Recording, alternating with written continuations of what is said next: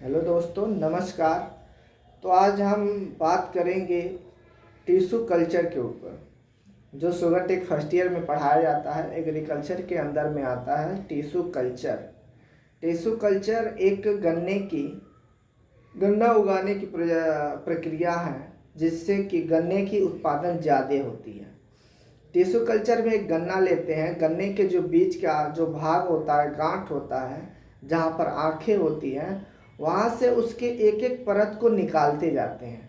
Tissue culture में सबसे पहला काम यही होता है कि एक गन्ना लेंगे। गन्ना पर जो जहाँ से आँखें निकलती हैं, वहाँ से उसको धीरे धीरे उसको उकाचें, उसके एक एक परत छुड़ाएंगे। एक एक परत छोड़ाने के बाद से उसमें से एक छोटा सा आँख निकलेगा। उसे हम निकाल लेते हैं काट के, नीचे से उसके गन्ने से काट के निकाल लेते हैं। और निकालने के बाद से उसे एक जार में लगा देते हैं। छोटा सा जार लेंगे, उस जार में खाद पानी उसके अनुसार हम दे देंगे। जितना उसमें आवश्यकता अनुसार चाहिए उतना हम उसमें उस जार में रख देंगे। वो वाइट कलर का वाटर कलर का जार होगा, रंगीन या कोई ऐसा जार नहीं होगा जिसे बाहर से हम देख ना सके। ऐसा जार होगा जिसमें हम पारदर्शी होगा, जिसे हम आर पार देख सकें। ठीक, अब उसमें खाद पानी दे करके उसे उसमें बो दिया जाएगा। अब बोने के बाद से 6 से 7 दिन के बाद उसमें से गन्ने का पौधा निकलेगा। गन्ने का पौधा निकलेगा और वो पौधा एक नहीं, 4 5 6 ऐसे 10 12 निकलते जाएंगे। और जो उसमें से जो बड़ा पौधा होगा, लगेगा कि हाँ इस जार में अभी ज़्यादा बड़ा हो गया है, उसमें से एक एक पौधे को निकालेंगे। उसमें एक ही नहीं, उसको मेन जो है वो एक थोड़ी ना, वो हजारों पौधे एक ही में से पैदा होंगे। 100 150 200 ऐसे पौधे उसमें से एक केवल आँख में से पैदा होंगे। और उसमें से हम निकालेंगे। निकालने के बाद से वो पौधा ले जा करके हम दूसरे जार में एक एक पौधे को लगाएंगे, ताकि उसके हिसाब से खाद पानी दे करके दूसरे जार में एक एक पौधे एक जार में लगेंगे। और वो पौधा और बड़ा होगा। उसके बाद से जब वो बड़ा हो जाएगा तो उसे मार्केट में सेल किया जाएगा। लेकिन वहाँ से जो हम आँख लगाएं, उसमें से एक नहीं, हजारों पौधे, 100 150 पौधे तो एक आँख से निकल ही आएंगे। उसमें से जो जो बड़ा होता जाएगा उसे निकाल करके एक बड़े जार में उसको खाद पानी दे करके उधर लगा देंगे। फिर एक पौधा निकलेगा, उसमें से एक एक पौधा जो मतलब बड़ा हो जाए पौधा, मान लो ये जार है, इतना बड़ा जार है, इसमें पौधे हैं, छोटे हैं, इसमें देखो कौन बड़ा है, इसमें से बड़ा होता जाए, निकालते जाओ, निकाल करके दूसरे जार में लगा दिया जाता है। टिश्यू कल्चर में ये होता है, दूसरे जार में लगाया जाता है। पूरा खाद पानी उसको दे करके, जितनी उसकी आवश्यकता अनुसार खाद पानी चाहिए उससे कुछ ज़्यादा ही दिया जाता है। हर बार उसमें हर टाइम उसमें लगे रहते हैं। टिश्यू कल्चर में लेबर लगे रहते हैं उनको पानी देने के लिए, खाद देने के लिए। और जो लैब का इंचार्ज होता है वो देखता रहता है कि भाई कैसे है होता है। ऐसे कई जगह नहीं है। अभी टिश्यू कल्चर लैब काम है, विस्तार किया जा रहा है। अभी एनएसआई में भी टिश्यू कल्चर लैब बगल में बन रहा है और देखने को मिलेगा। अभी कुछ महीने और बचे हैं बनने के लिए, और जब बन जाएगा तो आपको देखने को मिलेगा कि कैसे वहाँ पर गन्ने के आँख से वहाँ पौधा तैयार किया जाता है। और ये जो पौधा होगा एकदम मस्त होगा पौधा। और ये जो पौधा होगा एकदम मस्त और बिना रोग वाला। इसमें कोई रोग नहीं लगेगा, कुछ नहीं लगने वाला है, कुछ नहीं, कोई रोग हो कुछ नहीं लगेगा। और 1 साल तो इसका उपज ज़्यादा होगा।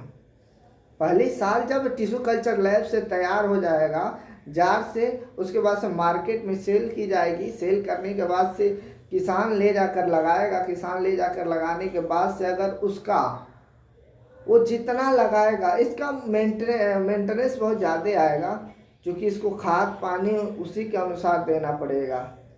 मेंटेनेंस भी ज़्यादा आएगा और इसकी उपज भी बहुत ज़्यादा खतरनाक होगी। जितना मेंटेनेंस आएगा उससे ज़्यादा कहीं उपज खतरनाक होगी इसकी।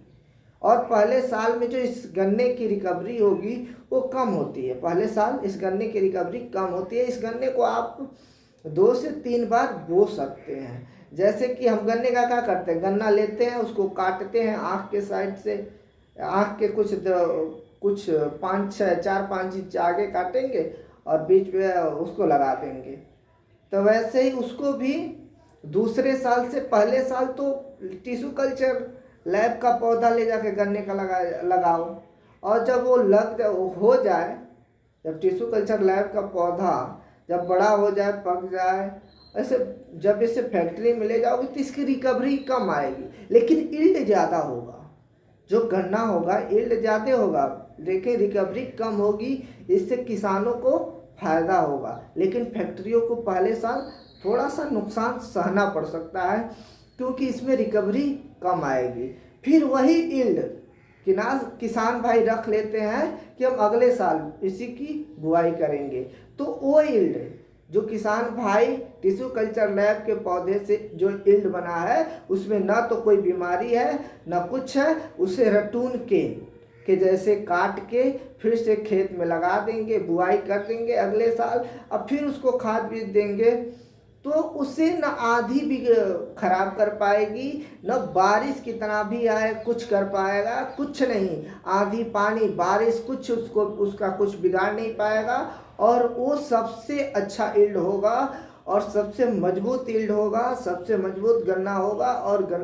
और उसकी रिकवरी जो होगी, जो पिछले साल रिकवरी फैक्ट्री वालों को घाटा लगा था कि रिकवरी मेरी कम आ रही है, लेकिन इस साल उसे इतना फ़ायदा होगा, फैक्ट्री वालों को कहेंगे यार क्या रिकवरी आ रही है। और रिकवरी के लिए वही नहीं, किसान को भी फायदा होगा, यील्ड भी खतरनाक आएगी, मोटा मोटा यील्ड होगा, बिना बीमारी का, एकदम फ्रेश, ठीक है। और दूसरे साल फिर हम उसी को गन्ने को बोएंगे जो इस साल हुआ है रिकवरी वाला, फिर इसको बोएंगे। तो धीरे से दूसरे साल जब हम बोएंगे इस यील्ड को काट के रटून के जैसे, तो इसमें थोड़ी सी कीड़े लगेंगे, क्योंकि ये मीठा है ज़्यादा। अब टिश्यू कल्चर लैब के जैसे तो कम मीठा है नहीं कि इसमें तो रिकवरी भर भर के आएगी। जब इसमें रिकवरी भर भर के आएगी तो टिश्यू कल्चर जो है उसमें टिश्यू कल्चर वाला तो गन्ना है नहीं। जब रटून के ना है तो इसमें तो रिकवरी भर भर के आएगी, यील्ड भी है, यील्ड भी आएगा। लेकिन इसके जो गन्ने में जो हम बोएंगे इसमें लगेंगे थोड़े से कीड़े, इस वाले गन्ने में थोड़े से कीड़े लगेंगे। क्यों लगेंगे? क्योंकि ये पहले से बहुत ज़्यादा मीठा होगा, ये गन्ना पहले से बहुत ज़्यादा मीठा होगा, तो इसमें थोड़े से कीड़े लगेंगे। तो टिश्यू कल्चर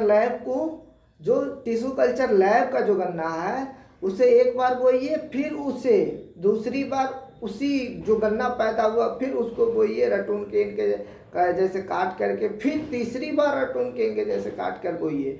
और उसे चौथी बार नहीं बोया जाता है, इसलिए कि अगर तीसरी बार बो रहे हैं तो आपकी उपज भी खतरनाक होगी, एकदम फैंटास्टिक उपज होगी, खतरनाक, और फैक्ट्री वालों को भी फायदा होगा, रिकवरी भी अच्छी आएगी उसकी, आपकी भी तो इनकम बढ़ रही है, साथ साथ फैक्ट्री वालों को भी बहुत फायदा होगा, क्योंकि उनकी रिकवरी बढ़ रही है।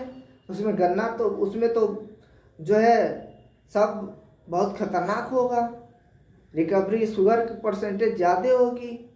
जब सुक्रोज परसेंट जब ज़्यादा होगा तो फैक्ट्री वालों को फायदा होगा।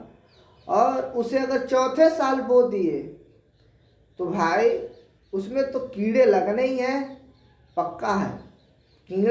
कीड़ा इतना लग जाएगा, क्योंकि वो इतना मीठा हो जाएगा ना, रिकवरी से भरपूर रहेगा, लेकिन इतने कीड़े लग जाएंगे कि तुम्हारा नुकसान हो जाएगा।